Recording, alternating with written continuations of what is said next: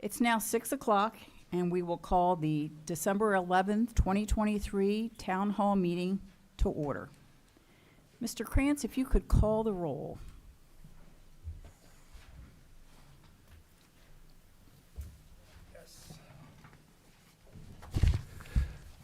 Good evening, everyone. My name is Michael Krantz, Town Clerk, and we'll just ask that everybody go around and announce their name and position. Mary Chance, Town Commissioner. Jake Taylor, Town Commissioner. Paula Edding, Chair. Steve Chismar, Town Commissioner. Jim Rutledge, Town Commissioner. Eddie Hopkins, Town Administrator. Elizabeth Thompson, Town Council. Kevin Small, Director of Planning. If we could now stand for the Pledge of Allegiance.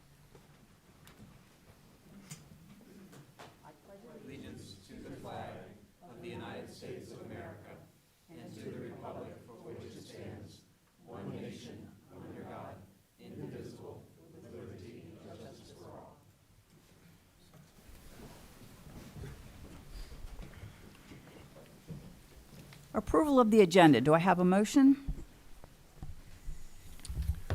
I move we approve the agenda. Do I have a second? Second. Any discussion of any agenda items? Mr. Krantz, if you could call the roll, please.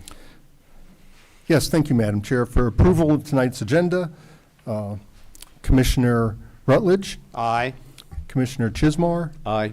Commissioner Taylor, Aye. Commissioner Chance, Aye. and Chair Edding.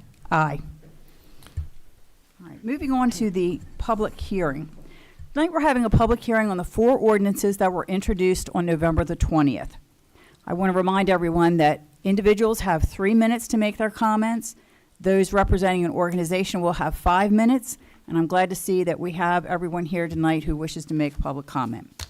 So first, we're going to start with Ordinance 818-23, amending the Bel Air Town Code, Chapter 165, Comprehensive Plan and Development Regulations, Part 2 Zoning, Article 2, Administration and Enforcement, Section 165-21, Annual Growth Report Adequacy Standards, and 165-21B1A and 165-21B1B Adequacy Standards, Minimum Acceptable Level of Service and Preliminary Approval.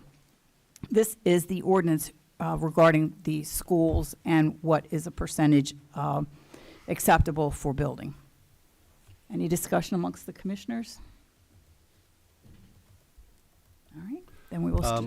Yeah, I just wanted to let the public know that we visited the Harford County Public Schools because we wanted to have an understanding of what 100%, 110% type capacity meant. They can't hear. I'm sorry, okay. Ms. Edding and I went to the visit Harford County Public Schools last week to try to understand what the input, what the conditions were for 100%. What did that do to the staff? What did that do to the pupils, to the students in those schools? And they were very cooperative with us. They gave us an idea that, you know, what they count is actually, things are actually worse than you might think for several reasons. Some of the schools that were built before all the state requirements were placed on the schools. They place new requirements on the schools every year, especially for things like inclusions and stuff. So they are really worse off than what it actually appears. They only count classroom space. They do not include inclusion space and programs that they have to have for the kids in the elementary school. So they have teachers in closets. They have teachers in hallways. They have art class on wheels, on carts, art on carts. So it's really, and some of the newer schools have made or are designed to include those type of things, those activities. But for Bel Air Elementary, which was built, I believe, back in the 70s, they didn't have a lot of these programs, so they are woefully underutilized, or they don't have the space for all that. So it was really eye-opening to understand that it's more than just classroom space that causes the staff and the students problems in those schools. So I just wanted the public to know that we've looked at that, and it's a lot more. There's a lot more to it than just counting classrooms and counting seats. May I ask a question? When you met with them, did they explain to you what their foreseeable plans are for the future to take care of this problem? Yes, they said that they're looking at doing a redistricting action in, what was it, in 25, I believe it was, for the elementary schools. Is that, you I'm remember? not sure if it was 25 or 26. Or but- 26. So they are looking into this. They know they have to do it. And that's what they're looking into doing. And I think, we need to also step out and go see the Board of Ed. This was Harford County Public Schools to go, in my opinion, I'd like to go talk to the Board of Ed and try to, and just give them support, tell them that we support redistricting. We think our kids deserve better. They deserve to live, to learn in classrooms that are not 110% capacity and the like, and to support them in redistricting the schools in the Bel Air area. Because it's not just Bel Air. There's several other schools, like I believe Red Pump is over capacity right now, and I believe, was it Hickory Elementary? Can't remember if Hickory was or not. I had the numbers, but But Red Pump is definitely over 100%. yeah, 100%. it's definitely over 100, as is Wakefield, Homestead Wakefield and Bel Air Elementary. So And one more question, may I ask who you met with? that was Cornell Brown and Missy Valentino and Chris Morton were the three people we met with. Okay, thank you. Any further questions from the commissioners? In that case, we'll open it to public comment. Do we have folks registered, Mr. Krantz? Not everybody wrote exactly which piece of legislation they'd like to comment on. All right. Some of them wrote all, some of them wrote one, so I think we might have to just play it by Call. ear. All right. Okay. In that case, anyone who wishes to make a public comment on the first ordinance, which is regarding the schools, please step forward and state your name and address right up here.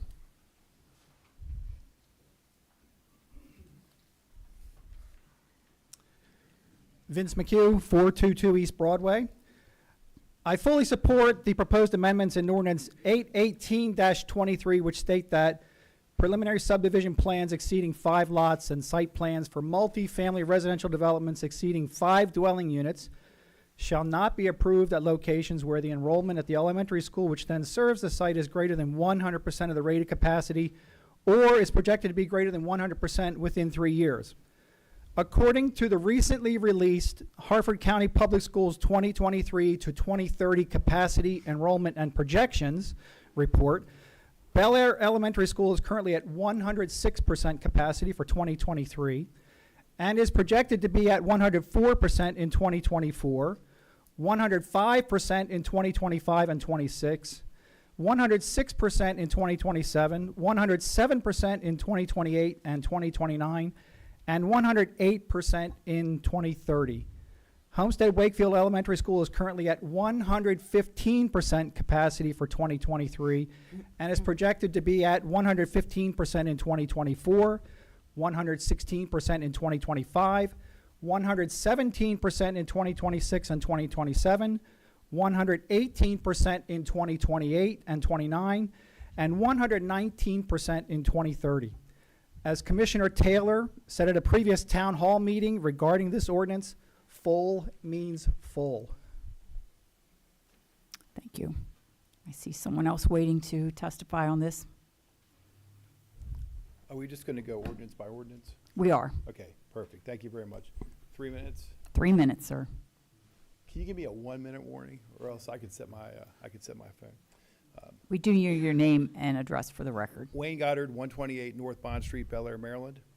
Thank you for the opportunity for me to address the honorable members of the commission. As many of you know, in addition to being a businessman, I'm also a lawyer. And you often hear at trial that there's lies and then there's statistics. And it's very easy to create a lie by saying, well, our schools are overcrowded by 110%. But let's put some context on that. What does that mean? Is that 100 people overcrowded, or is that 5 people overcrowded? For example, the project that I'm proposing, unless we elect to age restrict it, using the methodology that the school system uses to determine prospective students, we would add 3 students as a result of our development. So should we kill a $20 million dramatically redevelopment project for possibly adding 3 students to Homestead Wakefield? Well, of course not. And the reason why is because there's consistently been peddled disingenuous lies by the people that are sitting on this board. Well, not all of them, but some of them. For example, no one will seem to tell us what is the estimated state-rated capacity of the new Homestead Wakefield. So I took it upon myself to research it by looking at the bid documents. Does anyone know what the estimated capacity is? It's 1,129 students. Okay. According to the 2022 growth report from the Board of Education, the projected enrollment at Homestead Wakefield in 2030 is 1,092. So that would leave you under capacity by 35 to 40 students. Now, further, what the public should know is that the growth numbers are based upon a review of the comprehensive zoning plan, or the comprehensive plan for the town, which talked about adding 500 dwellings at my project, at Hickory Flats, and at the mall. So those numbers are baked into the cake for the projections. So 1 minute. So when you tell people that the schools are overcrowded, they might be overcrowded today, but none of these projects are coming online today. And all of these schools will be done before all these projects. So the election to try to disingenuously introduce a moratorium just to simply stop development and stop undesirable people from entering to our community is just that. It's disingenuous, it's discriminatory, and it's inappropriate. I'm going to quote from the Harford County redistricting. 30 seconds. It says, Harford County Public Schools is in the midst of an elementary school redistricting review process. The intent is to modify the attendance areas of some of the schools in order to balance enrollment and reduce capacity situations in a limited number of schools. The school is going to address your problem. This legislation is not necessary, it will not withstand judicial scrutiny, and it is highly prejudicial. Thank you.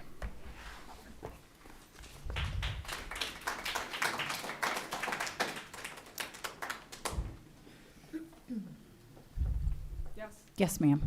Hi. Hi, good evening. My name is Jennifer Votto, 716 Bedford Road. I came with a very prepared set of notes, and some interesting things came up along the way. I'm here tonight to comment on the proposed ordinance 81823, which, as you all know, but I want to make sure that everybody understands that I do know what I'm talking about as opposed to other situations in this town, that is to reduce the student capacity threshold from 110% to 100% of the state-rated capacity if a proposed residential development pushes the number of students at a Bel Air school past the legal threshold, or it is projected to cause the threshold to be exceeded within 3 years, the project cannot be approved. So, why am I here? I'm the mother of 3 Harford County Public School students, 3rd, 5th, and 7th grade at Homestead Wakefield Elementary, and also at Bel Air Middle School. I want to be clear, I fully support this ordinance. To me, 100% capacity isn't even acceptable. Mr. Chismar, to your point, not only do they have art on carts at our school, we have music on wheels as well. And these situations where I see my kids learning art in a very small classroom, the same classroom they've been sitting in all day with 30-plus students, is unacceptable. Not only is that unacceptable to the students, it's unacceptable to the teacher who's in her classroom with her 30 students, with the music teacher banging on drums to be able to plan accordingly, to be able to grade papers, to be able to prepare for the next segment of her day.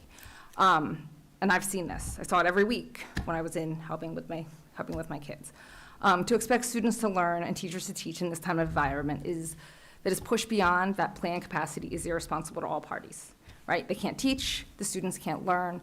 My 3rd grader has 30 kids in his homeroom and 31 kids in his math class right now at the capacity that we're at, which is above 100%. I don't have the full statistics of what the new building's gonna look like, but I've been at Homestead Wakefield since my 7th grader was in kindergarten, and every single year, her classes, or their classes, are at capacity. There shouldn't be more than 25 kids in a kindergarten class, and there's 30. That's unacceptable. In my son's 3rd grade class, the room is full of 8 and 9-year-old children. They're expected to learn. They're expected to learn math, social studies, reading, science, on top 1 of minute. being on good behavior, on being safe, on being responsible. And I'll tell you, this isn't happening. Kids across the country are falling behind. My children, who are in the top groupings of their respective grades, are neglected because they're good kids. There's just too many kids. They can't learn. My 7th grader's math teacher says, if you come in homeroom, I might be able to help you with one question. She's failing, so I had to get her a tutor. That doesn't seem like a reasonable way to plan a community. So to me, I'm an involved parent. I'm 30 also seconds. involved in the community, so I want to be here to support ordinances like these to help other people who can't be here to support their children that are involved in the community. I think it's important that we build a community that's responsible to not only the teachers that live here, the students that live here, the families that live here. I just appreciate your time. Changing this ordinance can really have an impact on our families and the community, and it's not to say that it couldn't be adjusted as things move forward. Thank you. Thank you, Ms. Avato.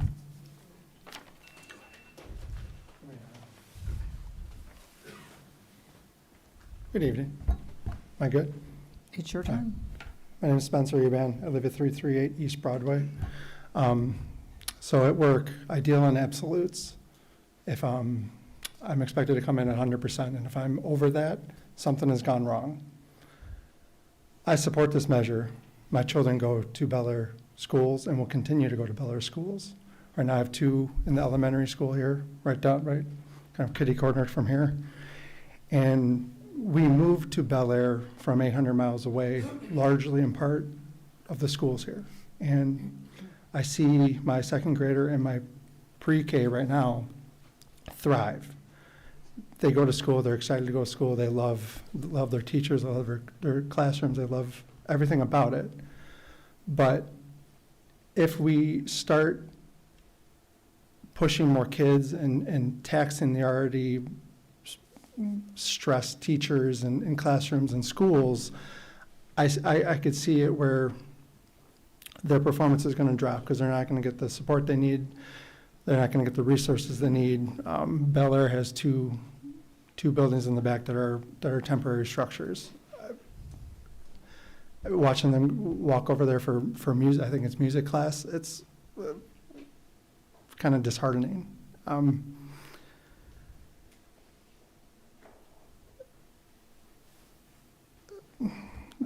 Having measures like this and controlling how we grow in a community such as Bel Air, I think is important. Like I said, I came from 800 miles away. I came from just outside of Chicago.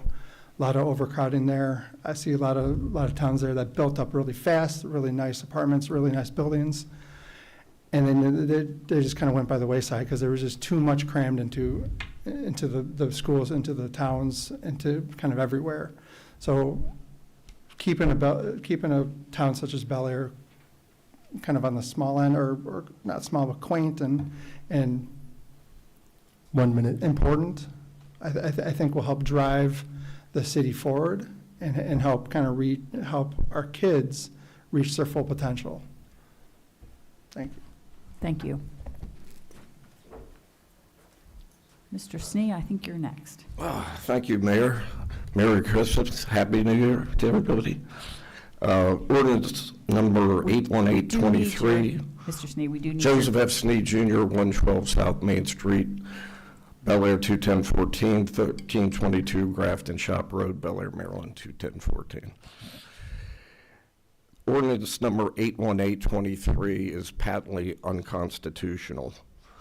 The Supreme Court has opined that a moratorium in excess of 1 year is constitutionally suspect. In my view, APF schools is an unconstitutional taking under the 5th and 14th Amendments of the U.S. Constitution. If a school is placed in moratorium by this town through this 100%, there is absolutely no remedy that this board can provide. The remedy has to come from the Board of Education. That's in the form of rebalancing or building new schools. And Harford County has the same problem. Once you put it in moratorium, you can't remedy that. And to put in perspective, when I graduated from Bel Air High School in 1977, there were 34,000 students in school, system-wide. Today, there's roughly 39,000. 46 years later, we've built or refurbished 21 schools. And the latest growth report, which I'm sure you're familiar with, says the elementary capacity as a system, 93%, middle school, 81%, combo of middle and high, 95%, high schools, 81%. We're not talking about adequacy at all. We're talking about underutilization. And the board has to rebalance enrollments to save the taxpayers money because we can't afford to build our way out of the moratorium. By keeping the APF schools law as it's written now, forces the hand of the Board of Education to rebalance enrollments. 1 minute. I yield my time. Thank you. Thank you, Mr. Snee.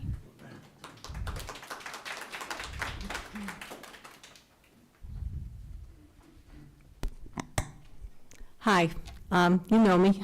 I'm Rosemary King Johnston. I live at 259 Beckenham Circle, Unit 203 here in Bel Air. For this part, I'm speaking for me, so I only have 3 minutes. I did not prepare comments, but hearing everyone speak, I felt as though I needed to. I'm a retired teacher from Harford County. I taught here for 18 years. I left here to go to the State Department of Education, where I did special education, school enrollment, testing, assessment, all of that. As a teacher here in Harford County, I was in every elementary school that had special education, because I was the special ed helping teacher. I saw teachers teaching in hallways. I saw them teaching on stages. I saw them teaching in closets. I saw them teaching in cafeterias and having to leave because lunch was starting, or at the gym because gym was starting. So special area teachers on carts, moving their things from place to place. Very little complaint from these educators because they did what they needed to do. While we do support, and I do support this, this amendment, I think part of it is because somebody needs to make the school system wake up. These are not new problems. They are not new situations. I did a lot of the inclusion training when we started to move children into less restrictive environments. It wasn't easy, but it got done, and Harford County did it better than most. Harford County has traditionally gotten better results with less money than many of the other jurisdictions, but that doesn't mean they still don't need it. And I think that, if nothing else, this should tell the school department and the Board of Ed that we need to do something about these enrollments, because as a teacher in a classroom, the difference between 10 kids and 15 kids, the difference between 25 and 30 children makes a huge difference in the ability to individualize the instruction for those children. So I thank you for listening to me. I'll be back for my group, for the others, because we support all 4. Thank you. Thank you. Is there anyone else that would like to make a public comment on the schools ordinance? Yes, sir. That's okay. You can come right up and give us your name and address at the podium.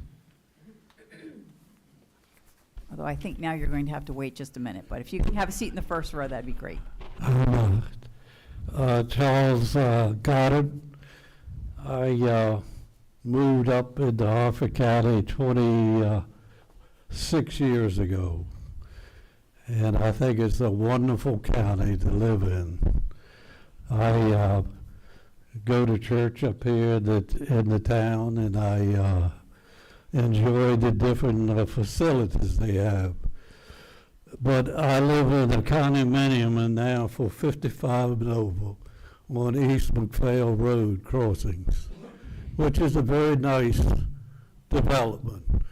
And it's got 3 big units, and I've been there for 5 years now. But I'll be 85 next year.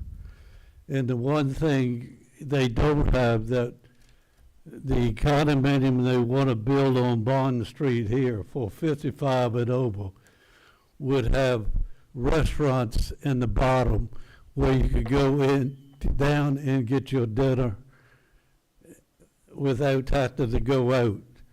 Right now, my wife, she's 84, she does all the cooking, but she's said she don't know how much longer she can do it. So I just want to say I'm all in favor for the condominium they want to build on Bond Street for people over 55 and offer a restaurant and stuff underneath that we could go down and eat. And that's all I really got to say. I wasn't really coming to speak tonight, but I just feel I need to voice myself.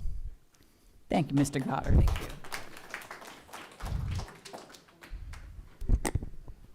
Good evening, thank you. My name is Josh Kozel. I live at 1106 Emerald Drive in Bel Air. I kind of find myself between a rock and a hard place. My address is Bel Air, but I vote in District B in Fallston. So I was fighting the Fallston overdevelopment, and I happened to just wear my orange today. I didn't even mean that. But when I look at Bel Air, my wife's family has been here for over 100 years. I mean, probably even longer than that. I see the pictures, in the TD Bank across from the county council of the old stores and stuff, and this place means a lot to me. I went to Homestead Wakefield growing up, and this piece of legislation I'm in all favor for. Speaking to the schools, my daughter should have attended Red Pump Elementary School, but for one of many reasons, the overcapacity caused us to pull our daughters out of those schools, and they actually go across the street here to St. Margaret. So we're constantly in downtown Bel Air. We're constantly watching the traffic, the overpopulation, and the struggles that are on all of the kids. Commissioner Chismar, you brought up some very good information, but to build on that, the school system just went through a redistricting in, I think it was 2020, 2021, but they spent over $500,000. To be exact, I want to say it's close to like $650-ish thousand to an outside company to do redistricting, and here we are again today, a couple years later, saying we're going to have a problem, and the school system does know that they have a problem. So all this overdevelopment that we're being proposed, it might be in some of their plans, but it's not in all of their plans. And one thing that I have learned throughout my research over the years, these projected numbers aren't always valid. Project A, you might say, brings in 1 or 2, maybe 3 or 4 students, but all of a sudden, there's a whole bus being designated to that neighborhood or to that area to bring kids into school from this overdevelopment.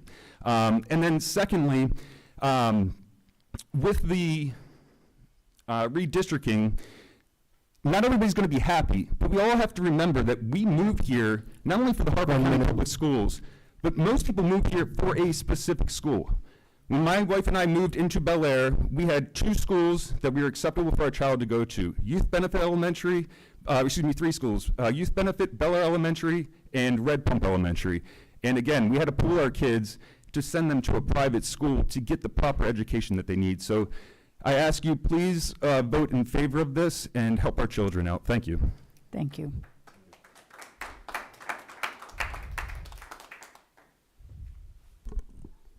Kevin Cocola, 327 Catherine Street. The developers and supporters of bringing more apartments to the area use language to try to elicit emotional response, and will sit here and try to tell you how their plans will bring in more taxes to the town, saving Bel Air. They'll also use inflammatory and accusatory rhetoric with words like discrimination, and it's all very tired and expected. You'll hear words like progress, access, growth, but you won't hear developers speak to the long-term impacts to the town that an influx of renters bring about. I challenge anyone, any of the developers, to produce one anecdotal example within the last decade where adding hundreds of renters in an area created a more cohesive and unified community. One example where the performance of schools increases. You can't. You can't in Towson, you can't in Parkville, you can't in Perry Hall, the list goes on. And before someone tells me that it's different because this is a municipality, it's not when you evaluate these locations from how people treat these locations as their home. Renters and high-density populations fundamentally change locations in the city living. I moved mountains to flee Parkville to live here in this wonderful town with my family. So I come to you today to urge you to pass all of these measures to these ordinances, thus preventing and slowing the fundamental transformation of our town. If you allow this development to continue at this pace, you ought to change the town's mission statement to align with the oligarchs of the world. People of Bel Air, you will own nothing and be happy. Your kids will own nothing and be happy. Thanks. Thank you. Is there anyone else who would like to address the ordinance regarding schools? All right. In that case, we will move on to the second ordinance for public hearing tonight. Ordinance 819-23, amending the Bel Air Town Code, Chapter 165, Comprehensive Plan and Development Regulations, Part 2, Zoning, Article 7, Development and Performance Standards, Section 165-52, Open Space and Recreation, Section 165-52C, Fee in lieu of open space, and Chapter 265, Adequate Public Facilities, Section 265-4D4C. This is the fee in lieu of open space generally. Is there anyone that would like to address this provision? Hello again. Wayne Goddard, 128 North Bond Street. With respect to ordinance 819-23, I think we can all agree as property owners and business people and citizens and families that we don't want to live in a concrete jungle. We don't want to live in an overly paved jungle. We don't want to live someplace where there isn't open space, where there isn't trees. Most developers, in fact, all the ones that I know, they do strive to put landscape amenities in, and the more open space you can provide in a project, the more desirable it is. However, there are instances where, because of the uniqueness of the project, or perhaps the topography of the property, or some other limitations, perhaps there's wetlands, perhaps there's other limitations on the property, where you cannot always accomplish that. So providing the possibility of a fee in lieu is a good compromise, because the fee in lieu money does go to support our parks and support other public amenities within the community.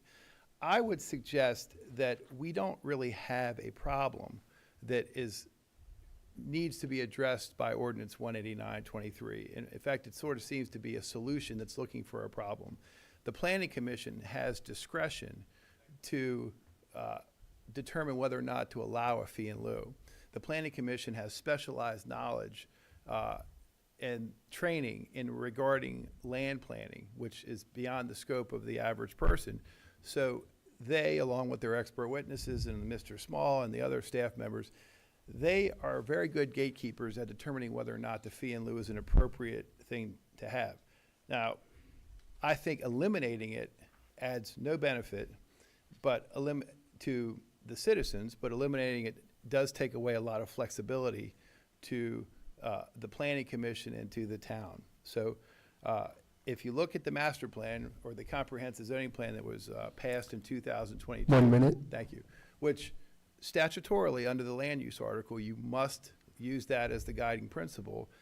The ordinance that would get rid of the fee in lieu would fly directly in the face of that. And again, all of these ordinances are going to eventually, if they're passed, be judged under the crucible of whether or not they're consistent with the 2022 comprehensive plan. If they're not consistent with the 2022 comprehensive plan, most likely they will not be enforced by the circuit court if they are called upon to review these. So we have to be cognizant of the fact that we've already spent an 30 seconds. enormous amount of time and money putting together the comprehensive plan, of which 2 of you voted in favor of it. And 1 of you commented on it, Mr. Chismar, saying, I think it's pretty reasonable. So for us to backtrack now and say, let's gut the comprehensive plan and let's get rid of almost all of the development goals and the density goals and the community goals and the housing goals and the economic development goals and the land use goals is not a wise choice. So for that reason, I think that ordinance 81-23, although not a horrible ordinance, probably is not necessary. Thank you. Thank you, Mr. Goddard.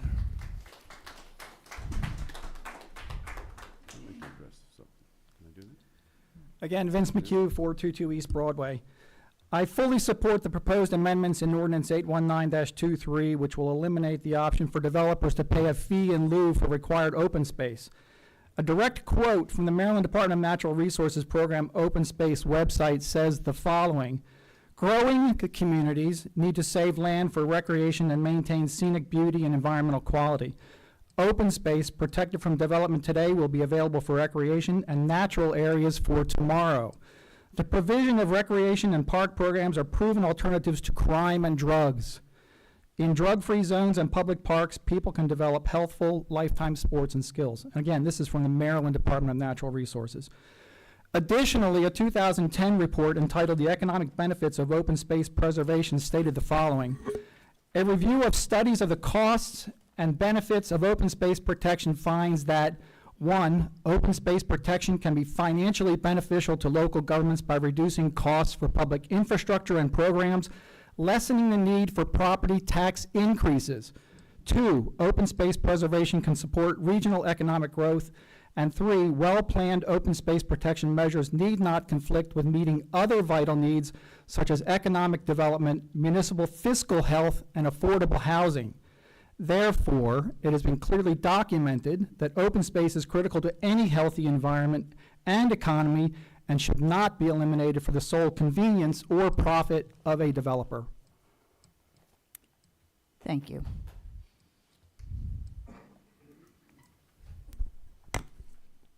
Merry Christmas, Happy New Year. Joseph F. Snee Jr., 112 South Main, 21014. Ordinance number 81923. There are simply some sites that cannot meet open space requirements. Roads, natural resource district, wetlands, stormwater management, reforestation, etc. In 38 years of advising land developers, I know them well. Hence, the need for the fee in lieu. It works. The well-educated should watch the U.S. Supreme Court case winding its way through the system. The argument is coming up. The ruling will probably be in June of next year, known as George Sheets v. County of El Dorado, California. It is an illegal extraction case, again, in violation of the 5th and 14th Amendments. The fee in lieu has contributed handsomely to the town open space recreation fund. By passing this legislation, that fund is insolvent. It makes no sense. The fee in lieu also works in Harford County. And for good reason, because all sites can't meet open space requirements. Developers are easy targets. They're soft targets. They're like hostages. Everybody takes a shot at them. But the fee in lieu of ordinance number 819-23 doesn't work. Thank you. Thank you, Mr. Snee. Is there anyone else that would like to comment?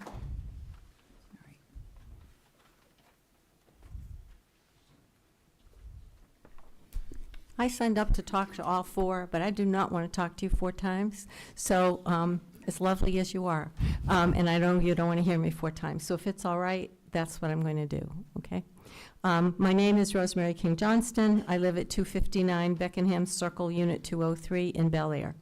I'm speaking as a representative of the Master Board Association for the condominiums at Legacy and Overlook at Gateway. We have provided you with our written testimony. The Master Board supports the proposed legislative amendments 81823, 81923, 82023, and 82123. As a community, we have testified here and at the Planning Commission in opposition to the proposed development of population-dense multifamily dwellings at the Harford Mall site.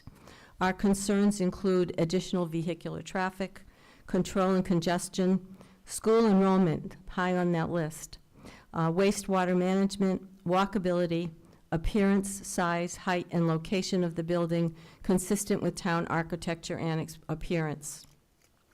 The previously referenced proposed ordinance amendments have the potential to address a number of these concerns related to both this current development as well as future development proposals. At a previous Planning Commission meeting, a commissioner explained to the attendees that the commission has no choice but to approve development proposals as long as they meet the requirements of the town ordinances and regulations.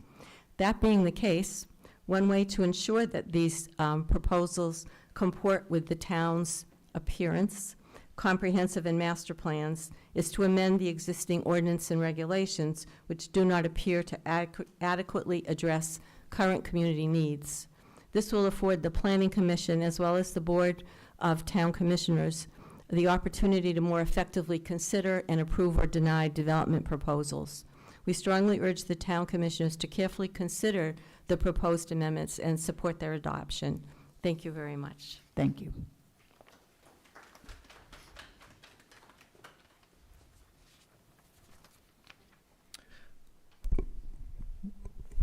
Hi, Sam Circus, 600 North Shamrock Road in Bel Air.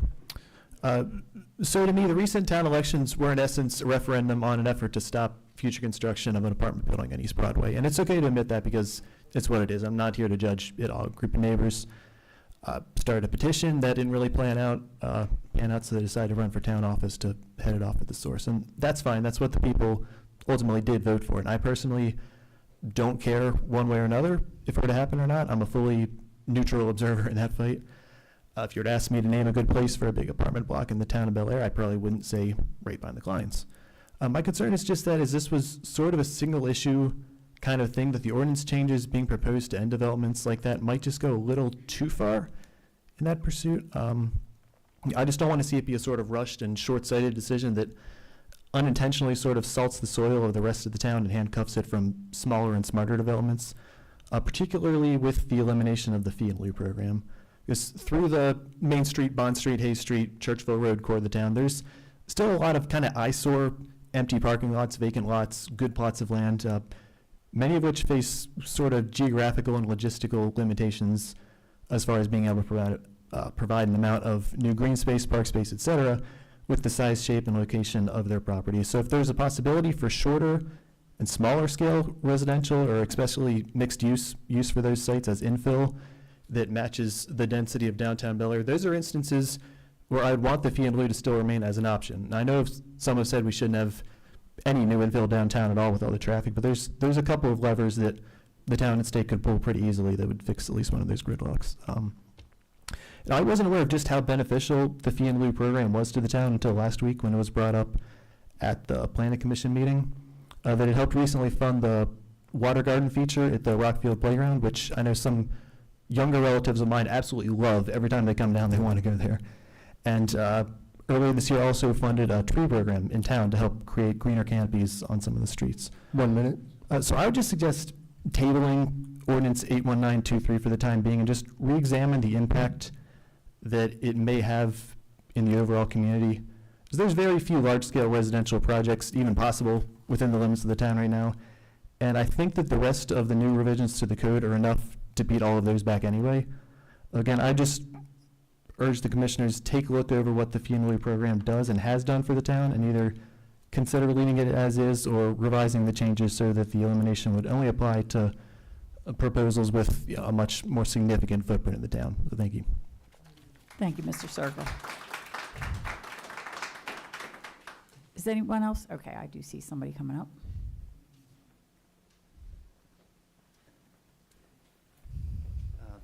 Joe Thompson, 1405 Valley Stream Road, but in Bel Air, I'm at 402 Hickory Avenue.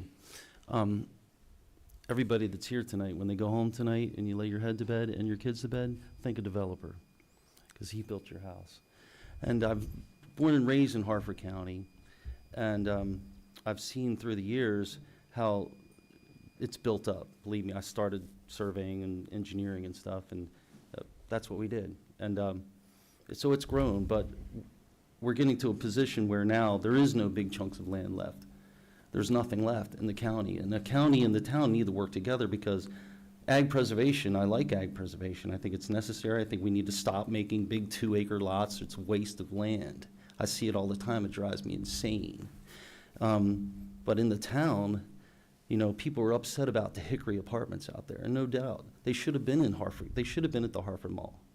And I was in the Harford Mall meeting the other night, and what do we want to do? People were poo-pooing the project, and to me, there was a comment made by the Planning Commission that it was presented on a cocktail napkin. I thought that was quite insulting, because I thought it was a good plan. And I know people don't want apartments. I raised my kids here too, and I know you raised your kids, and education's important. But what are those kids going to do with their education? Where are they going to go?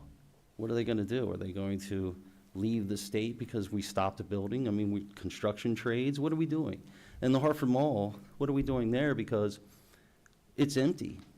You know, there's a campaign on Facebook, Save the Mall. Well, save the mall, why don't you go shopping there? That'll save it.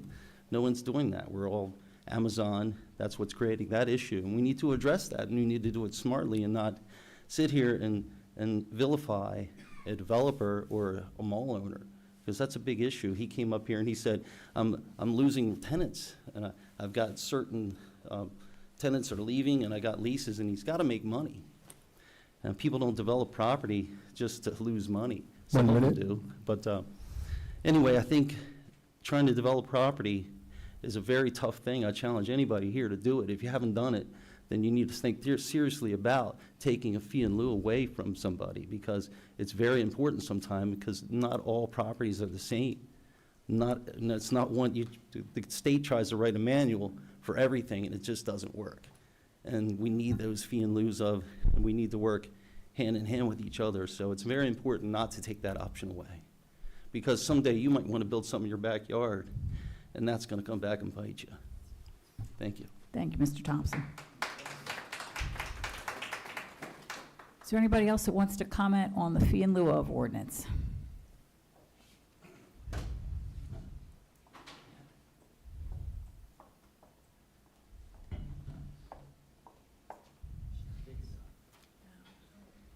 Peggy Lucas, 516 Robinson Street, Bel Air, Maryland, 21014.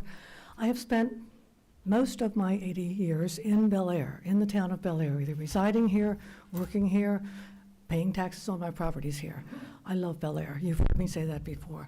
There's so many things are just put by the wayside. This fee in lieu, the young man who spoke about the parks, that specifically, places where this money has gone. This is not just money put into a fund and forgotten. This is not money that is accepted so somebody else can get away with something.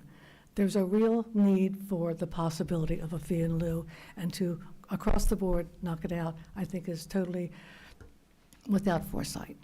Thank you. Thank you, Ms. Lucas. Anyone else on the fee in lieu of ordinance? Okay. We'll now take the ordinance 820-23, amending the Bel Air Town Code, Chapter 165, Comprehensive Plan and Development Regulations, Part 2 Zoning, Article 3, Establishment and Regulation of Zoning Districts, Section 165-30C4, Building Setbacks and Lot Width, Section 165-31D, Density, Lot Area, Width, Height, and Yard Requirements, Section 165-33C4, Building Setbacks and Lot Width, and the table of lot requirements of Table 165-26 through Table 165-33. Any comments or discussion amongst the board?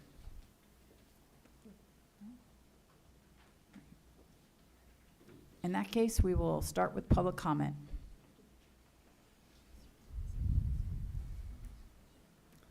Vince McHugh, 422 East Broadway. Excuse me. I support the proposed amendments in ordinance 829-23 that would set a maximum building height of 40 feet. A building height of 40 feet approximately correlates to that of a 3-story building. With the exception of state and/or county-administered or co-administered buildings within the town, for example, the parking garage and the Mary Ristow building, I know of no other buildings within the town of Bel Air that exceed 3 stories. In order to maintain a desirable character of historic Bel Air, new building heights should be consistent with the building heights of existing historic structures. New building heights for other permitted uses in the B2 Central District and in the B3A General Business Gateway District should not be allowed to be 55 feet in height, as is currently permitted. This is almost 40% taller than the other surrounding buildings permitted at 40 feet in height. Likewise, new building heights for other permitted uses in the B3 General Business District should not be allowed to be 65 feet in height, which is more than twice the height allowed, that is 30 feet, for a 1.5-story multifamily dwelling in the same district. Thank you, Mr. McHugh. Mr. Goddard. Thank you, Wayne Goddard, 128 North Bond Street. I'm testifying in regard to ordinance 82023, reducing the height. I'd like to read a quote in the 2022 comprehensive plan that is the governing regulatory rubric for development in the town, which apparently some people don't understand. It says, a major emphasis of this comprehensive plan, as described in the policy of the land use, economic development, and other elements, is fostering big city vibrancy while retaining small town charm. I don't believe that a number of the people who comment on these statutes were aware of the master plan.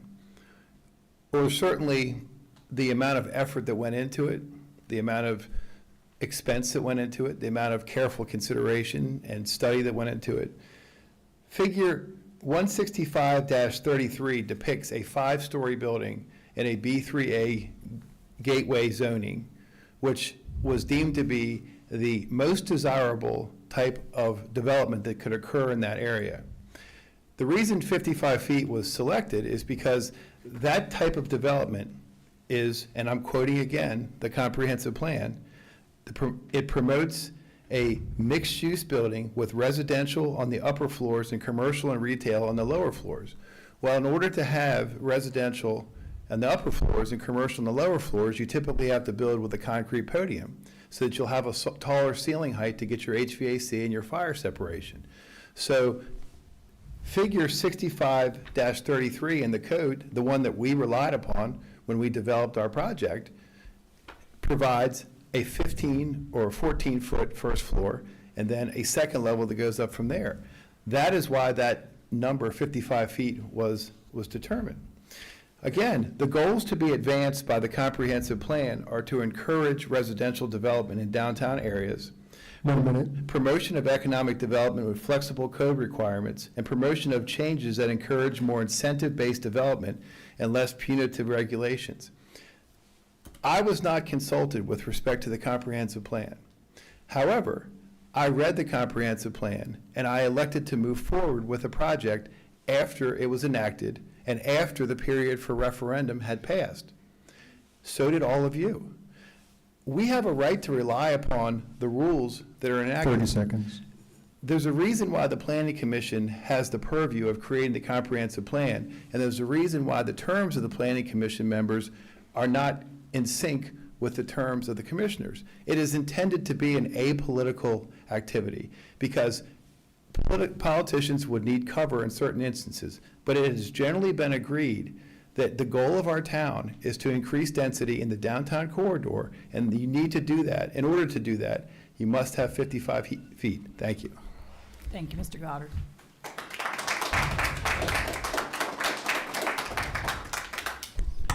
I'm not as tall as Wayne is. Joseph F. Sneed Jr., 112 South Main, Bel Air, 21014. I speak in opposition to Ordinance 820-23. I view this as a thinly veiled attempt to stop economic development in the town of Bel Air. I did the last annexation in Bel Air off Tollgate Road, which removed 3 or 4 dilapidated homes and is slated for commercial growth, which is good for the county and the city, because both the developer and the builder will get tax bills from each entity. The town must and should maximize the opportunity for infill areas, because you have no other annexation opportunities. You can't go out. Hence, you have to go up. It's vertical growth that should be on your plate, because you can't go horizontally. That annexation probably represents the last one that the town would ever have. This ordinance won't allow you to maximize that vertical growth. Years ago in 2009, the town passed a piece of legislation that allowed a building to be built on Main Street that would go up 6 stories. Now, the Great Recession did that in. So there is precedent on the books for going vertical. I just think 820-23 is a terrible, not-through piece of legislation. I find it incredible that with the new members on this board can come up with legislation that we're talking about tonight when basically 3 out of 5 are all newcomers. 1 minute. You need to put the brakes on this type of legislation and sit down and talk to the stakeholders before you put pen to paper. Thank you. Thank you, Mr. Sneed.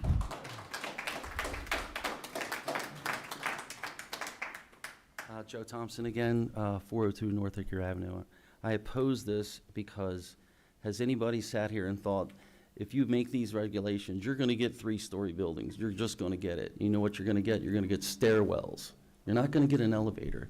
And if you want to bring older folks that want to move out of their existing homes and free those homes up to younger people that can buy them, if you look at the cost of a house in Bel Air, I mean, $430,000 for a little house behind the liquor store over in Bel Air. I was shocked.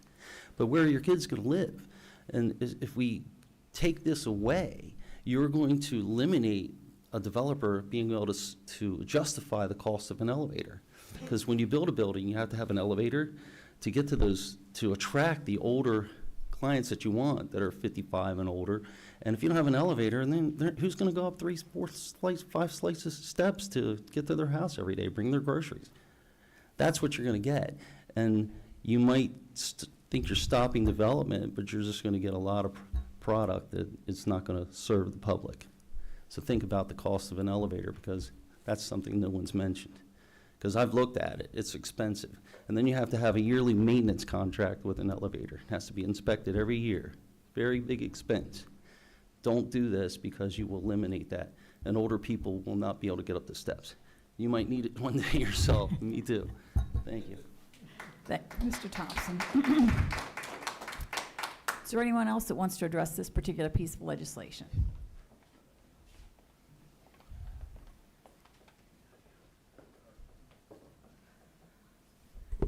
Hi, folks. Fran Johnson, 124 Archer Street. This legislation has been introduced incredibly hastily, and I'm kind of bemused by the fact that you're not taking the advice of your Planning Commission and your Economic Development Commission. Why have these commissions, which have citizens sitting on them to advise? You're pushing this thing through very rapidly, calling a meeting that was not appropriately advertised or notified. These are the very things that several of you complained about when you were running for the board, that the previous board was not transparent enough. You have not been transparent in this process. What you're talking about to limit any building, which is what you are talking about, a moratorium on any building. Bel Air would be much better off economically if we had no residents at all. If we just had businesses to rely on for our tax base, we'd be in great shape. But it would not be Bel Air. If you want residents, they need to have a place to live. And they need to be places for a wide range of people. When younger folk graduate, when your kids grow up and graduate from college, where are they going to live? There are no starter homes. Without starter homes, they move out of the county. When they're out of the county to raise their family, they're not coming back. If they're not coming back, you can stop worrying about your schools, because the school population's going to decline. But also what's going to decline is the other end of the age scale, which is the people that staff, that volunteer for all the nonprofits that we all rely on in the town and in the county. This moratorium, which is what these regulations are in effect, is bad for Bel Air. Bel Air needs to grow, Bel Air needs to grow up, and Bel Air needs to have a wide range of housing. Apartments, condos, single family, townhouses. It always has had a full range. But to limit it, and this does feel like it's particularly targeted at specific developments, and that's always bad business. So I 30 think that seconds. all of these legislations, these regulations you're introducing, you had an opportunity to introduce this kind of thinking when we did the last go-round of the comprehensive plan. You weren't there, and now you're wanting to jump the gun. So I'm asking you to reconsider, take the advice of your planning commission to table the decisions on all these regulations. Thank you. Thank you, Ms. Johnson.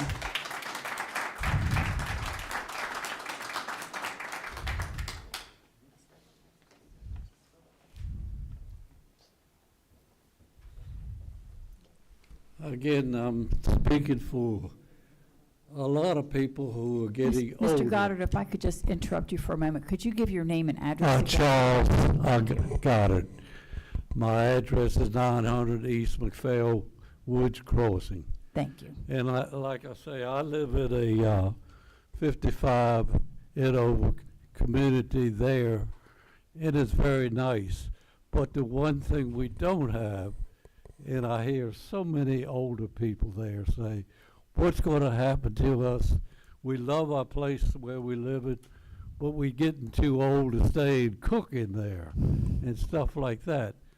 And I don't know what the town thinks, but I don't think there's another 55 and over development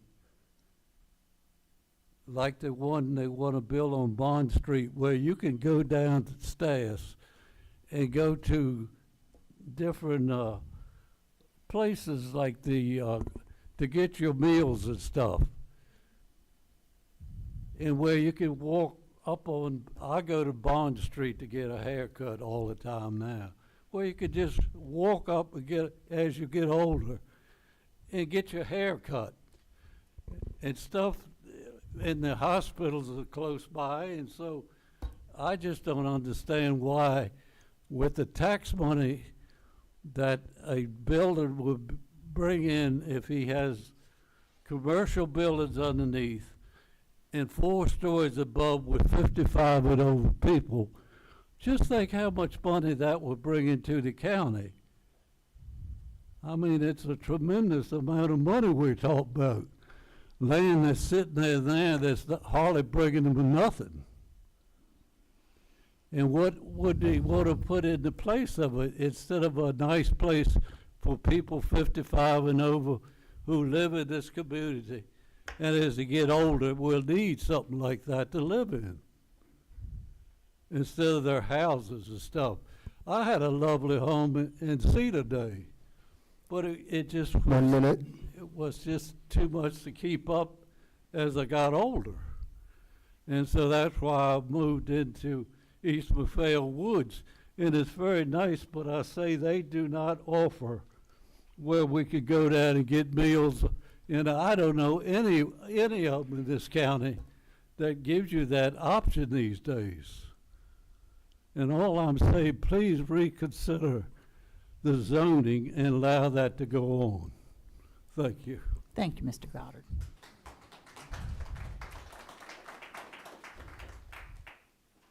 Kevin Cocola, 327 Catherine Street.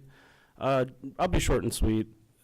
You hear stakeholders being named. It's not the developers. They're not the stakeholders. You guys are here to represent the town and the town people and what they need, not the developers' needs. If a developer has put together a plan based off of a 2022 comprehensive plan at risk, guess what? You were an elected body because it's a direct referendum on what they were planning to do. I'm sorry. You need to rethink development in terms of what is better for the long-term survival of this town. And we hear rhetoric like, oh, kids, when they graduate college, we want them to come back here. No, go to Fells Point. Don't turn this to Fells Point. Go downtown to Fed Hill. What you want is professionals, after they graduate college, they go have their fun, they go get a career. And once they get a career, they bring their family here, because this is a perfect place for a family to be grown and live. And children deserve to have the opportunity to live in this beautiful place. So thank you. Thank you. Anyone else would like to address ordinance 820-23?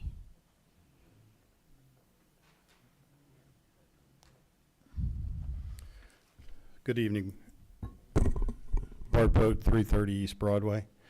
So one of the things that I wanted to look at was whether these ordinances complied with the town's comprehensive plan. And it's been talked about this evening quite a few times. And I'll go back and quote the part that's already been referenced, which is that on page 98 of the comprehensive plan, it says, a major emphasis of the comprehensive plan is described in the policies of the land use, economic development, and other elements is fostering big city vibrancy while retaining small town charm. So,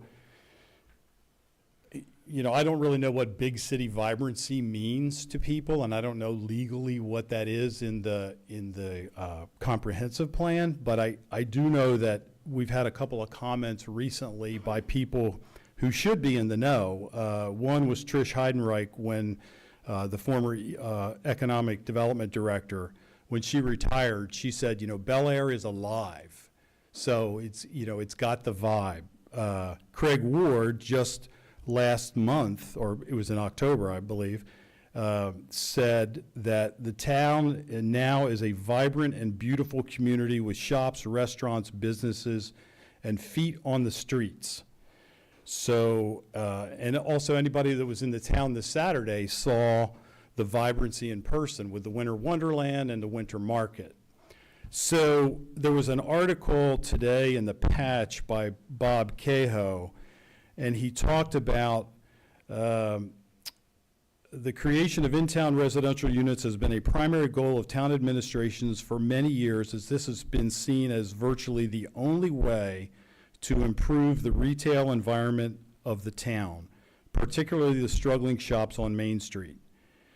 So I'm really confused. I'm getting different messages from the developers. I mean, one minute we've got we've got vibrancy in town, and the next minute we're derailed and we've got no economic development. We're ruining economic development. I would ask the commissioners to go back to the Economic Development Committee or Commission and, you know, read the market study and make sure that what we're doing is going to be compliant with the market study and the comprehensive plan, and just to make sure that we can, that it 30 seconds. That it passes muster with those two documents. And if it does, then we move forward. If we don't need apartments, then why are we building them? Thank you. Thank you, Mr. Boat. Hello. Chris Street, 118 South Main Street. I am a co-owner of Street Hopkins Real Estate, and I'm also chair of the Economic Community Development Commission for the town of Bel Air, which I've been a member of for 13 years and chair of the past 3 years. And with these 4 ordinances, our commission was never brought into play. We were never asked what our thoughts were. And, you know, so you brought up a great point. We weren't invited at all to have a part of this conversation. I was part of the 2016 and 22 comprehensive plan. And if you look through here, it references many different places of the need for mixed use. And looking at one here, you know, encourage businesses development along Bond Street and the connector roads leading to Main Street. Encourage high-density mixed-use residential infill and commercial properties such as the Mall, Bel Air Crossing, and McPhail Crossing. Another part here. Market-rate apartments or condominiums are considered well-suited for Bel Air's considered its walkable nature, available amenities, and proximity to shopping, entertainment, eateries. High-end residential fill the need for empty nesters and young professionals. It's extremely disappointing that you guys did not come to our commission to invalidate our input, our guidance. We have a great commission, a lot of great people that have a lot of intelligent response, and we weren't given that opportunity. I'm asking you guys to table all 4 of these, and and as chair of the ECDC, I'm against all 4, and I will make a motion at our next meeting as a group to oppose these and ask you guys to reconsider, table, and even better, to remove them. No one loves Harford County more than me. I welcome that debate with anyone. My family's been in Harford County over 300 years.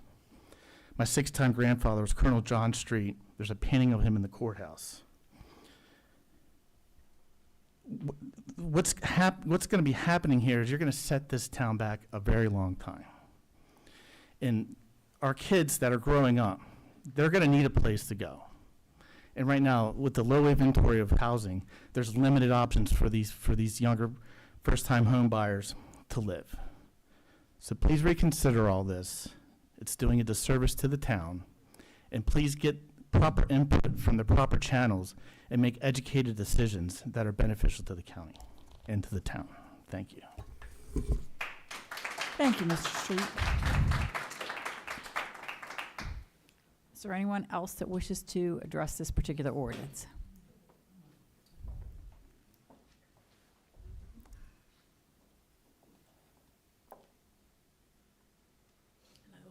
Again, I'm Peggy Lucas, 516 Robinson Street, Bel Air, and I'm getting older by the minute. But my biggest complaint about all four of these is that it was done so quickly. I do not believe that due diligence was served in presenting these to the town at this time. It's been brought up and it's been on my mind too. The three of you ran for a particular purpose, and that was because you didn't like that you didn't get the referendum through the way you wanted to. And so therefore, it appears that you want everything to stop. Nobody else can come in. You're opposing viable projects that could take place in Bel Air that would add to our tax base, which would offset the property tax that we don't get from the public buildings, of which we have many. I would ask you to look for the best interest of the town. We talk about a quaint small town. Yes, we did have a very small town, quaint town. That was before we had Mayor's Choice. That was before we developed Wellington Woods from a single building lot. We have had a lot of annexation throughout town. It's not still Scott's Old Fields on Main Street. It's much more. And because it's much more, we have benefits. We have we have the mall, which is dying, but we have so many shopping centers. People want to go to TJ Maxx. They want to go to 3 or 4 different grocery stores. We have that now because we grew. So that we're not the same small town with Woolworths and everybody knew you on Main Street. We've grown because the town population wanted us to grow. Well, we have to continue to grow in our limited amount of taxable area. And to totally strangle the ability to do that is unconscionable in my mind, and apparently in some other people's minds as well. We have a big city vibrancy in a small town. I feel that all the time. We spoke about Saturday and how crowded it was. I was here. Went in the parking garage. The parking garage was full, absolutely full. This is a parking garage that is taller than anybody wanted it to be when it was proposed. The Reedy Farm, nobody wanted that to be annexed. There are so many things that have been opposed over the time. Some of them have come forth, and we have benefited from the wealth of the talent that's come to Bel Air because we have grown. Don't stifle that talent. Your next major player may be in one of the condominiums or apartments that are being proposed right now. Please, listen to your public, not just the ones who voted because they don't want anybody else in town. Thank you. Thank you, Ms. Lucas. Is there anyone else that wishes to speak?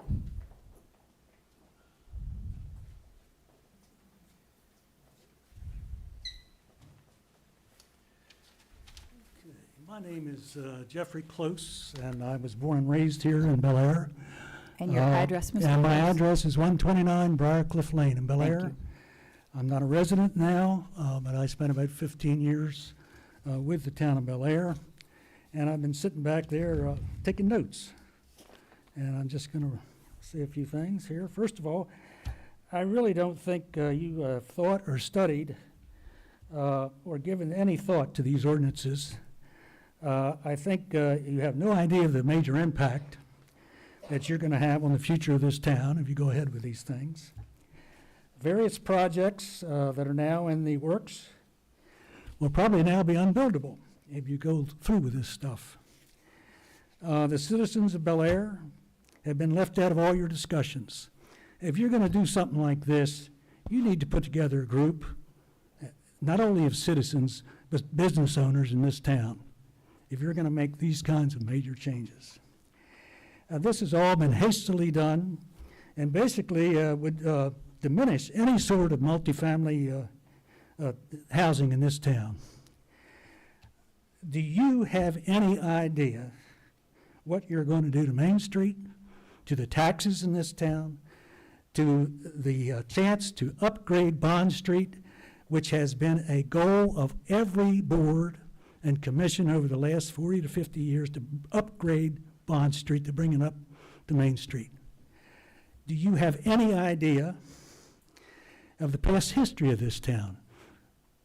The empty stores, today it's thriving here because of past boards, because of what they did, and they didn't turn it into a big city. And finally, I want to say to you, it is the citizens that make a small town. It's not the buildings. And I think that you are going to get this town into a number of lawsuits if you go ahead with this kind of ordinance's approval right now. You need to take a long look at what you're doing. Thank you. Thank you, Mr. Close. All right, is there anyone else that wishes to make a comment?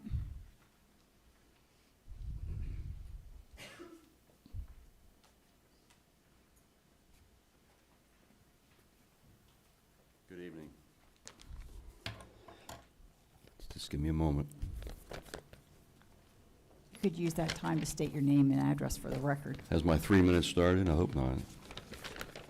I haven't given you my name yet. That's right. My name is Bill Kelly. I live at 582 Ridgewood Road here in Bel Air. I have a couple of things to say. And unknown to me, before I came here tonight, much of my brief comments dovetail with what's been said here this evening. So I'm going to be, I'm not going to ad-lib this. I'm going to try to explain to you and read to you what I've said in what I wrote down today. The social, economic, and financial affairs of our town are much too complicated for you to make these monumental decisions in such a short period of time that you've been in office. These have a far-reaching ramification that I am sure you are not considering. You have much yet to learn about our town before doing so, and who knows, you may change your mind by giving it more time. Another thing, in addition to that opening statement, you may or may not know that 73% of the revenues collected by this town are in the form of property taxes and shared state taxes, 73%. That's used to pay for our expense base in this town. As I say here, this revenue is used to pay for people and services we enjoy as residents of the town of Bel Air. I say this because your proposal, I say this with your proposal, it is contemplated that this bedrock of supporting taxes needed for the continued vitality of our town will surely be diminished. That means services and basic infrastructure will also be diminished, i.e. our town will be a less attractive, less attractive place to live and play in. I spent some time reading through the town's audited financial statements. Now, I'm sure that you guys have done that. Well, good, because you know it's a very dynamic document. It's so interesting. So I spent some time reading through the audited statements. Granted, it's not the most inciting document to read, but as a retired CPA and CFP, I was able to understand the vitally important information that it contains. This is coupled 30 with seconds. This is coupled with the fact that at a much earlier time in my life, I was the lead author for the CPA firm that performed the annual town audit way back when. I say this because back then the town's affairs were much less complicated and Bel Air was a much less dynamic municipality compared to our modern day town. I ask you to refer to this document for guidance. You will be hit immediately with the complexity of the affairs of our town and how dependent we are on the various sources of revenue. It is not just a Mr. bunch Kelly. of numbers, it is Mr. filled Kelly. with a narrative to complement. Mr. Kelly. I know, I'm stopping. Thank you. Thank you. You sure you don't want me to continue? I almost finished. Is there anyone else that wishes to comment on this ordinance?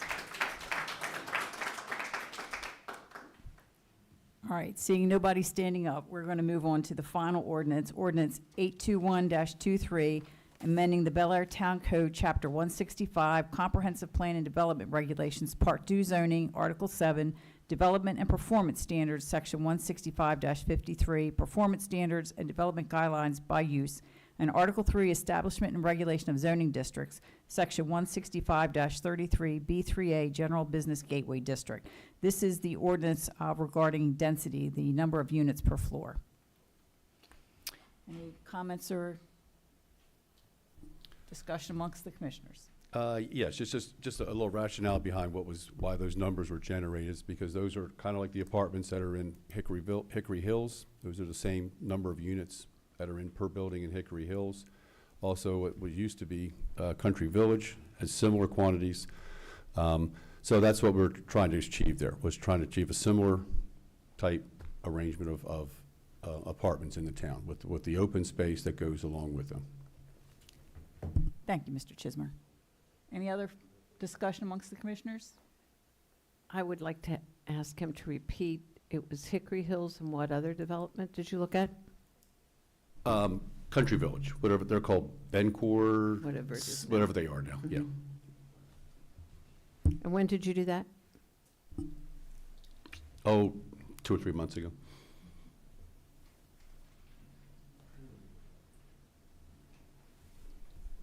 Okay. All right, in that case, we will open the floor to public comment.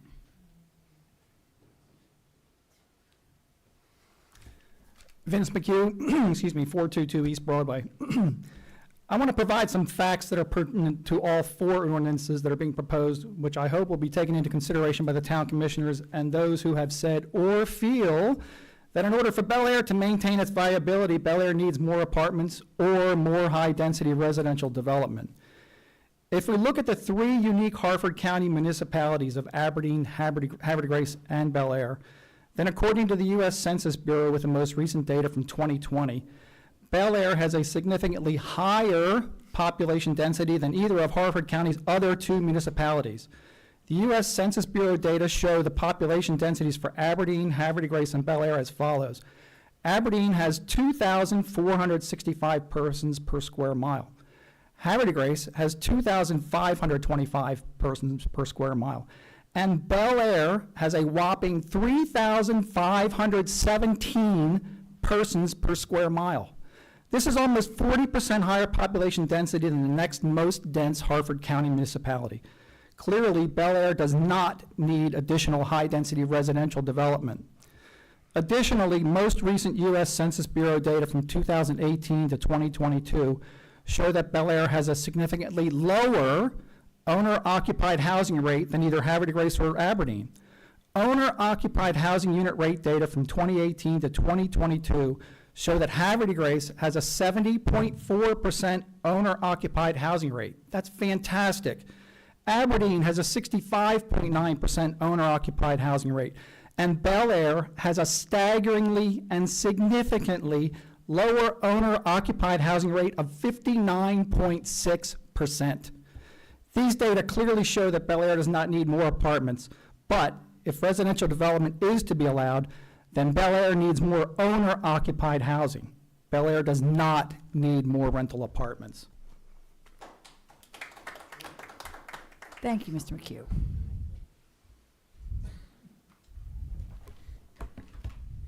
Wayne Goddard, 128 North Bond Street. I did not know how much Mom hated cooking until tonight. So if you pass this ordinance, you're going to have to cook for my dad for the next 2 years at least. Mr. Boat, you had mentioned you'd like to see an economic study. I'm Wayne Goddard. I'm the one that keeps asking you to be admitted into the town crier. The economic study was released in June of 2023 and provides as follows. It says, however, on Bond Street, there is a proposed new investment at the corner of Leicester Way in new mixed-use street-level retail, upper-level office, and residential to the rear. This development will fill a noticeable void in the streetscape and provide an opportunity for additional retail on Bond Street. So not only is this referenced in the comprehensive plan of 2022, which to whoever the gentleman that said I went at my own risk, that's a plan that's good for 10 years. So we have it until 2032. It's also referenced in the June of 2023 Economic Development Study.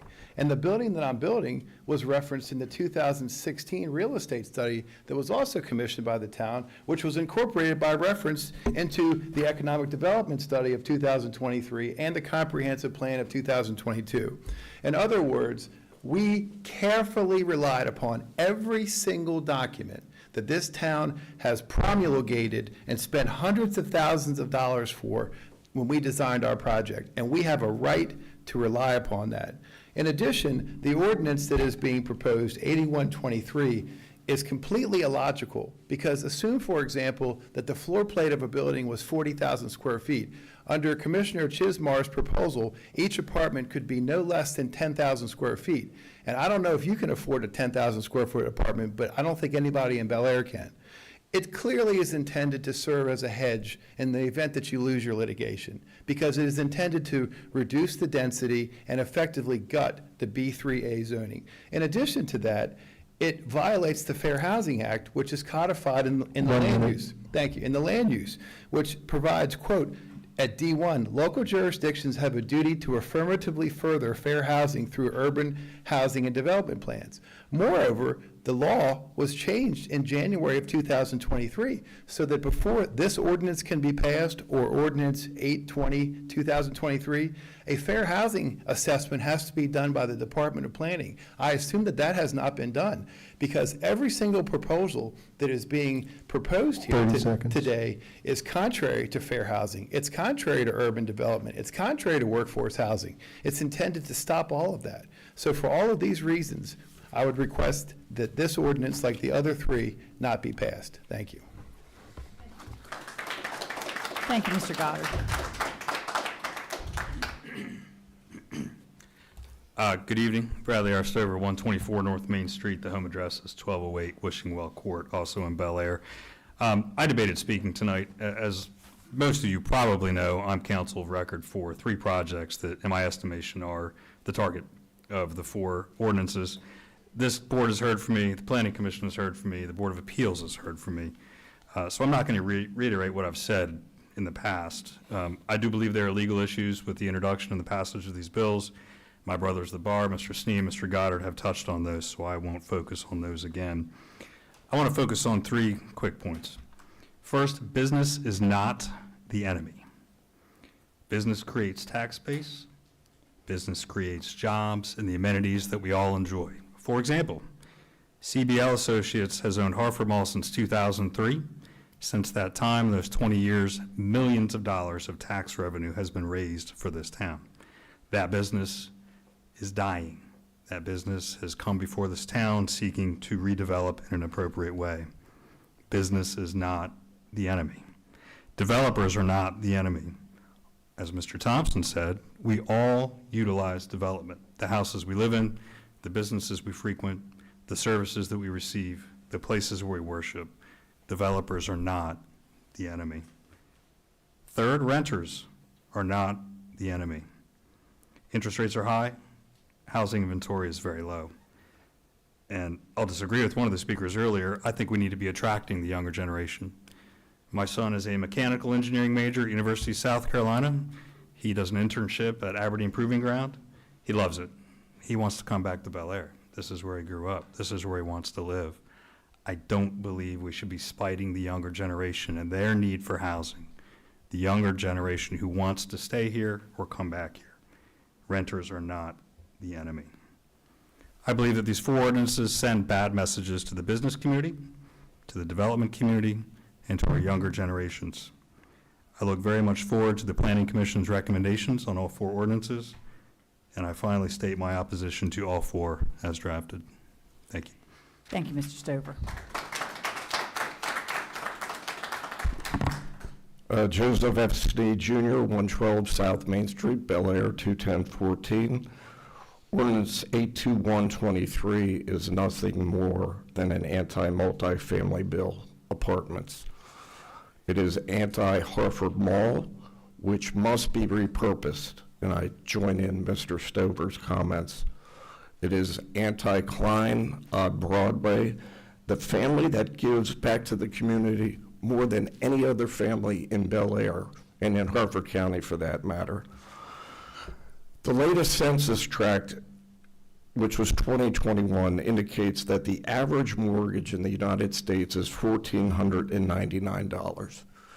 I've done many multi-family developments, and I can tell you 1 bedroom, 2 bedroom, and 3 bedrooms are all in the 2000s. They're not even approaching $1,499.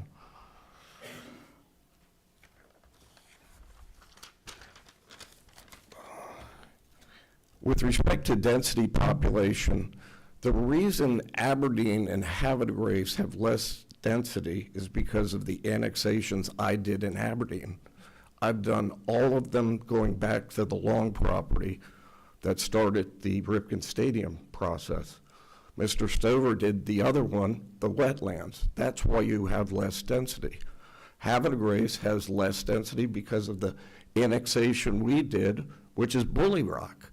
So you can't look at these in a vacuum. You know, if you look at these regulations, if passed, Mr. Zulus would not have been able to repurpose the old Board of Education building on Gordon Street, which is beautiful. It's walkable. By the way, Hickory Hills was apartments. I lived there. Country Village, interestingly enough, the developer got in trouble because they were 3 stories and they were only allowed to have 2. So if you drive by there, you'll notice the berms built up, so there are only 2 stories with the berms around the first floor. It was voodoo. Again, all 4 pieces of legislation are a rush to judgment and a bad legislation. I would just suggest to you, slow down, put on the brakes. 30 seconds. Rethink, meet with the stakeholders, the business community, the development community, the engineers, before you cast a vote, because they will educate you on what you're doing. Otherwise, get your pocketbooks out, because the lawsuits are coming. Thank you. Thank you, Mr. Sneed.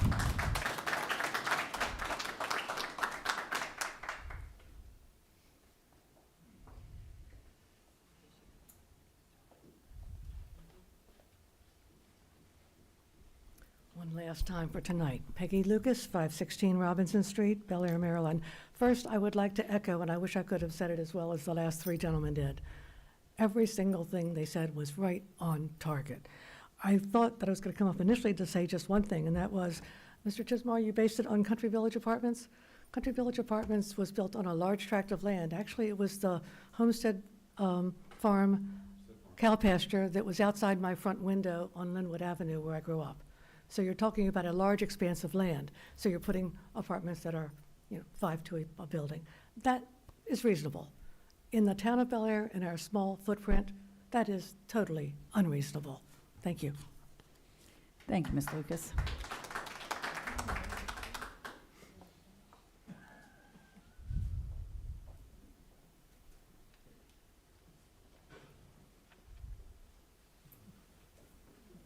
Bill Kelly, 582 Ridgewood Road, Bel Air, Maryland, 21014. In continuance of what I was saying before, this won't take 3 minutes. I asked you relative to the town audit document, which is 85 pages long, by the way. I asked you to refer to this document for guidance. You will be hit immediately with the complexity of the affairs of the town and how dependent we are all on all the various sources of revenue. It is not just a bunch of numbers. It is filled with narrative that complement the numbers. Bottom line, to continue on a favorable path forward for all our citizens, we should not be trying to reduce growth, but rather grow intelligently for the future by way of solid planning and decision-making. In conclusion, I am against these harsh growth restrictions that have been proposed for the town of Bel Air. I believe that more time should be taken to study and analyze the decisions that I believe will have a negative impact on our town if passed. More citizen input is a necessity, and I think that's been said several times this evening. Thank you. Thank you, Mr. Kelly.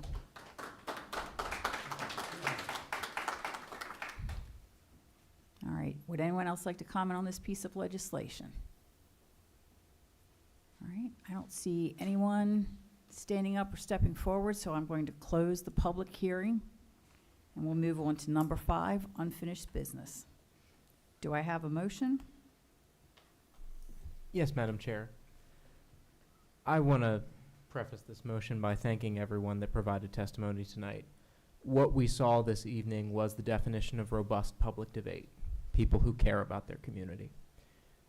We heard powerful testimony from parents, neighbors, and economic partners.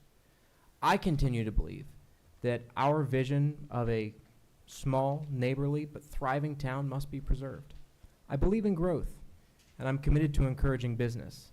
But I'm also committed to growth which does not endanger the learning of our children and the environment of our town. I believe that we as elected officials owe to our constituents our best effort at sound public policy. Some of these pieces of legislation are admittedly stronger than others, but they're all working their way through the appropriate channels now. This process will create stronger, sounder, better policy for the people of Bel Air. I continue to welcome more discussion, more debate, more review of these bills, and ultimately policy which is passed that best reflects the views, the wishes, the will, and the best interest of the people of Bel Air. With that, Madam Chair, I move that unfinished business items A, B, C, and D, all 4 ordinances, be laid on the table. Do I have a second? Second. Okay. However, Go ahead. I would like to say a few things. Absolutely. It's obvious, it should be obvious to all of us that there's a lot of work to be done here. And for us to deal with this so quickly is unconscionable to me. That it came before you right after these people took the oath of office. Once again, I will state that I was not part of the discussion that they had prior to that. I'm very disappointed in that and have continued to be disappointed. And I appeal the public to come forward and talk about how they feel about these ordinances and the ramifications of it. And that it wasn't discussed with the Economic Development Commission is also appalling to me. So there's a lot of work to be done here.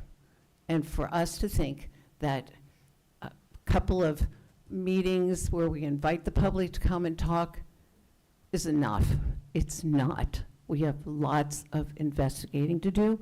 And for us to talk about the Board of Education and say, well, yeah, we think that we have too many kids in the school and we should do something about it. They've known that forever. Why are we being held back? Because they won't move forward. This has been going on with the Board of Ed forever. And we're being held back because of their inability to look at the future and deal with it properly. Thank you.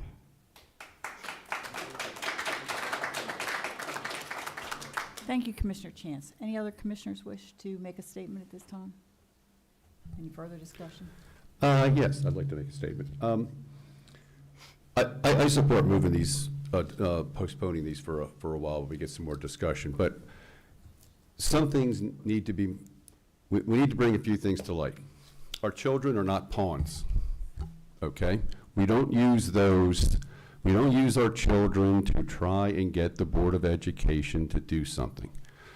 The only thing that if we continue to develop when our schools are overcrowded, the only thing we're doing is satisfying the developers' pockets. Now, I am not against development, okay? Well, it's not in the best interest of the kids, is it? No one addressed the kid. Not one developer addressed the kids tonight, okay? not one developer addressed the children tonight, did they? No. And what I would like to do is invite them to be part of the solution to this, not exasperate it by continuing to develop. We need to look at things in a more comprehensive view. If you have an impact, if you develop a project, right, and that's why we're having these discussions. If you develop a project and it has an impact, then the comprehensive plan says density development is good as long as you manage the impacts. Well, where is the management of the impacts? You have to come up with, and I invite the developers, help us with solutions to these impacts. And those solutions, to mitigate the impacts, and those solutions have to be part of the project.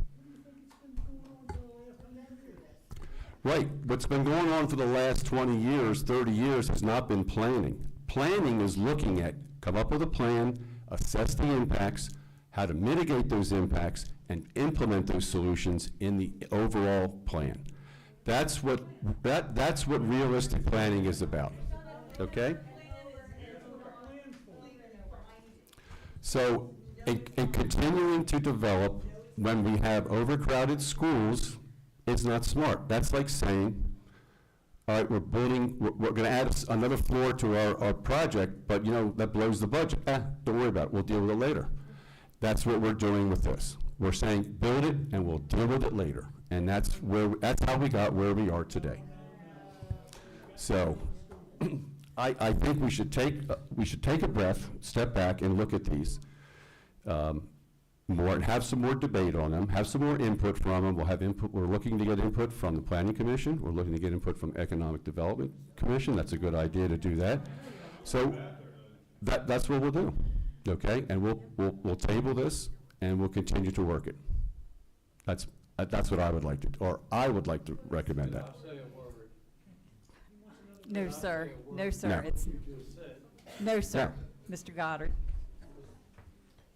Nope. Mr. Rutledge. Any comment? Okay. Well, I think it's clear that there's much work to be done. We started this process promptly on November the 20th because it is important. We took public comment at a prior meeting because we wanted to hear the opinions of others.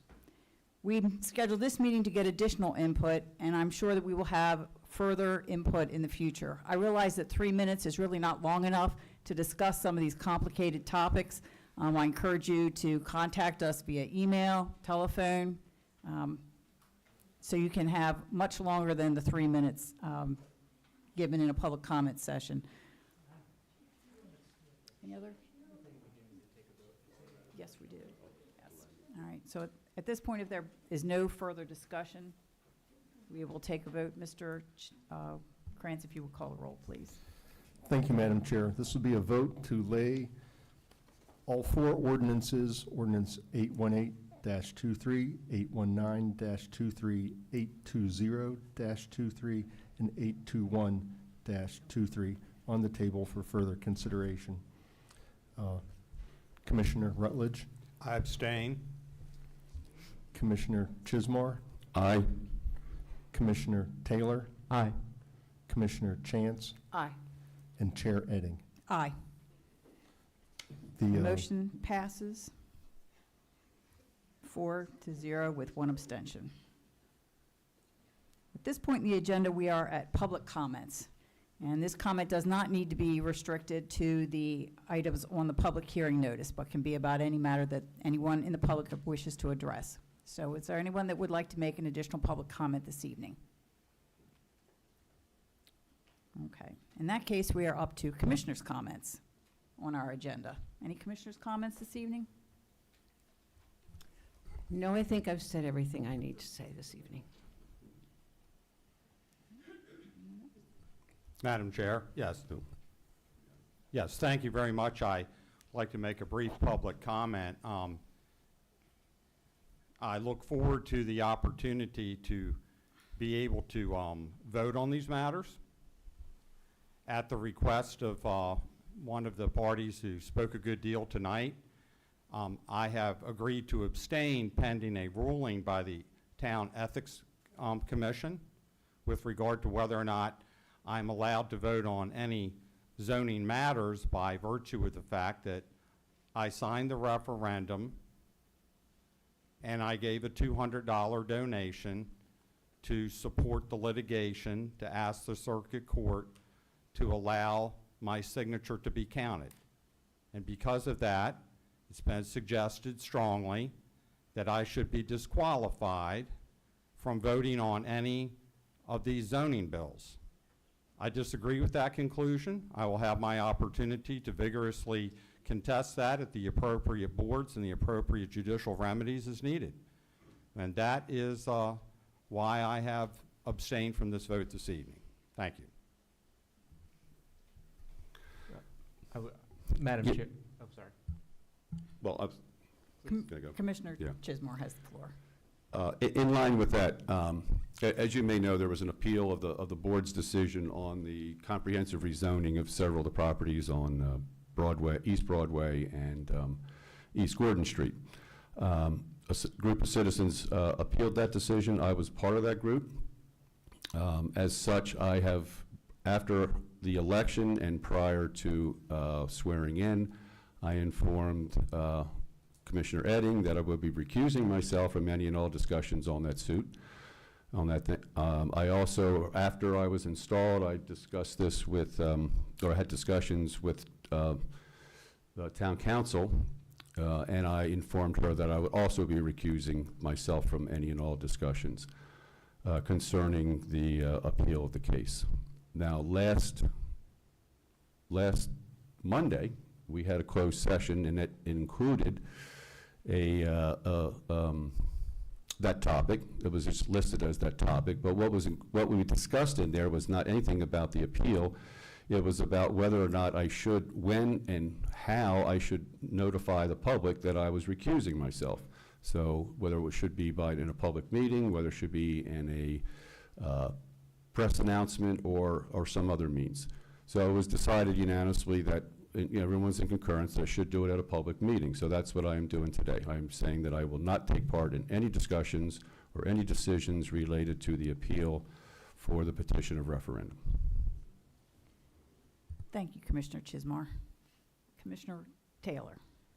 I just wanted to comment more broadly that discourses like the ones that we had tonight and will continue to have are the bedrock of our republic. That this form of government only works when we're civil, when we talk to our neighbors about the ideas that matter to us and the community that matters to us.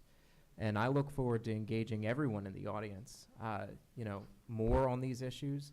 My email is public information. Please always feel free to reach out to me because we're making decisions not just for the handful of residents in the room tonight, not just for the town staff here, and not just for the Board of Commissioners, but for the other 10,000 residents of this town. And that's something that must always be made with a great deal of gravity in mind. So please continue to be engaged and engage with us and engage with me because I look forward to hearing from everybody. Thank you. Any further discussion or comments from the commissioners? Mr. Hopkins. Madam Chair, if I may, just sort of a public service announcement before we close business. And since we are live streaming, Main Street will be closed tonight between 9 p.m. and 5 a.m. for high-angle construction work that's going on. The closure will take place between Cortlandt Street and Pennsylvania Avenue for people who need to be aware. Thank you for that helpful announcement regarding traffic. Thank you, Madam Chair. We have now completed our agenda, and so I say we have adjourned.